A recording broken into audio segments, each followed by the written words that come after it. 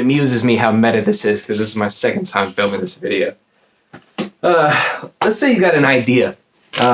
You've got, something you want to do, something you want to make, a person you want to be, right? Another way to phrase that is, you've got something in your imagination that you want to make real. How do you do that? Well, there are two general approaches. First one is you just gun it. You go straight for the finish line. You pick up a paintbrush, you make the Mona Lisa. Just fucking kill it, dude. Why not? First run, first go, you got it. But of course, it never works that way. It never works that way. You don't just become a masterpiece maker overnight. But why not? Why don't we do the things we think we're capable of doing? I think one word for it is that it's complicated. It's so complicated. Try to make the Mona Lisa, you realize there's so many things that you have to get right. You got to get the eyes right, the nose, the shape of the mouth, the proportions, the expressions, the right forehead to nose ratio, the colors in the foreground and the background, and all these other terms I don't know. I didn't go to art school. And it's interesting because you see the Mona Lisa, you're looking at it, and you go, hey, that's the Mona Lisa. I can make that. But when good old Leo Diggity D was staring in front of a blank canvas, all he had was a paintbrush and an idea. And what he did is he took the paintbrush, dipped it in some paint, threw it on the page, and one stroke at a time, that's all he saw, was stroke after stroke getting closer and closer to the idea that was in his head. We see the finished products, but when you're making anything, doing anything, all you have are the pieces. The one step at a time that you lay down for yourself.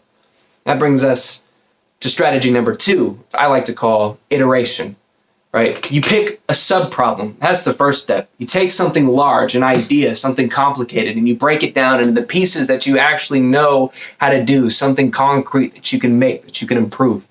And you do it one piece at a time, step by step. Maybe you're making the Mona Lisa, right?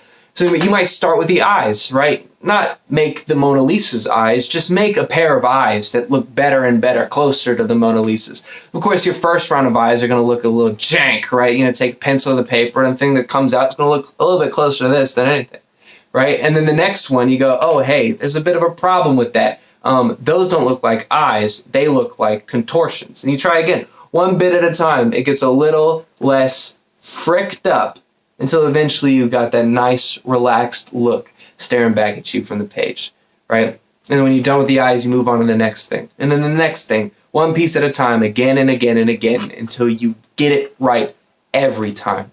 That's the value of iteration. That's the magic of it. You do something enough, you can get it right every other time that you need to do it.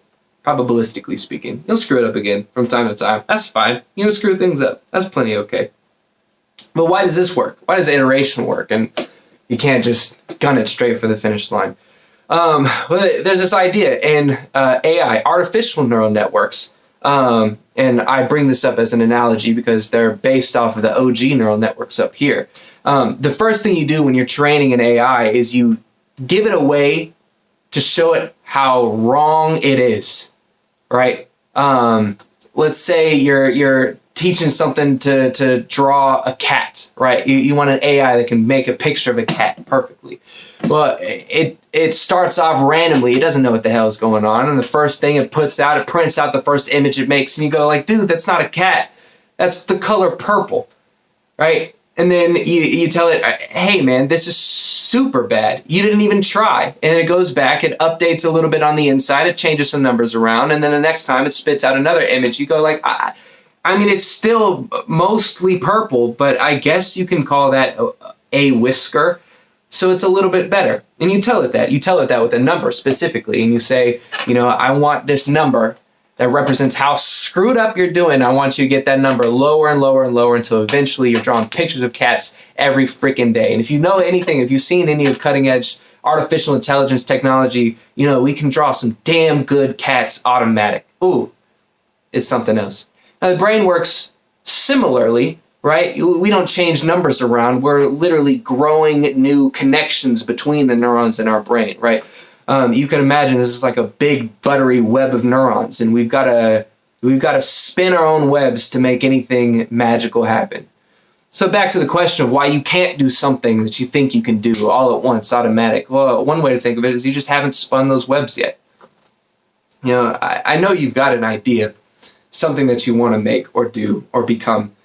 As far as I can tell, there's no reason to believe that you can't make that idea a reality. You just have to be willing to screw it up, and more often than you want to, but just as much as you need to. So, if at first you don't succeed, try, and try again, and again.